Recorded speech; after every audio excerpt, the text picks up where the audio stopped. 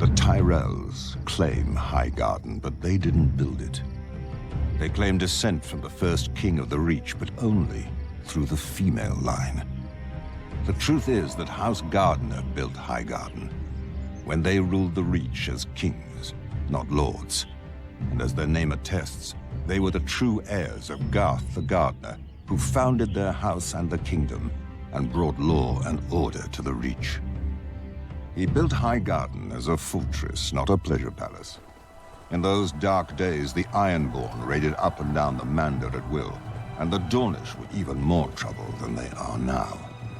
While enduring shame, a Dornish army once sacked Highgarden and destroyed the Oakenseat, the living throne of the Gardener kings planted by Garth Greenhand himself.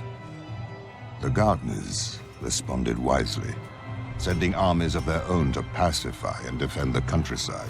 My ancestors at Horn Hill joined them, as did the other great families of the Reach. Even House Hightower yielded without a fight, choosing marriage into House Gardner over a war that would weaken us against outsiders. But the outsiders still came. The Andals swept across Westeros, destroying many ancient families and kingdoms. When the invaders arrived at the Reach, led by Sir Alistair Tyrell, House Gardner chose accommodation over battle, hoping honors and marriages would sate the foreigners' ambitions. The Tyrells were welcomed into service as hereditary stewards of Highgarden.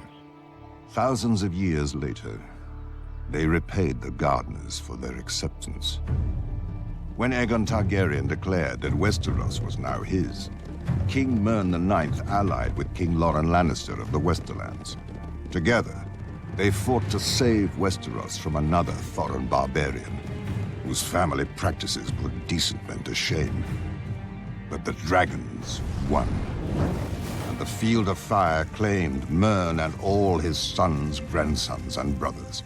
Instead of using the castle for what it was built to do, Harlan Tyrell surrendered it to Aegon without a fight.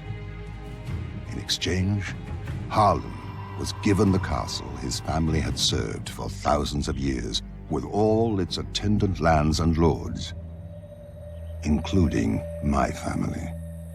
Perhaps the Tyrells were great once, but Harlan gave away their honor when he opened gates that weren't his to open, and to a foreign invader. Ever since, there hasn't been a Lord Tyrell who wasn't a mockery of the title. Women rule that house. Everybody knows it. And look what it's wrought.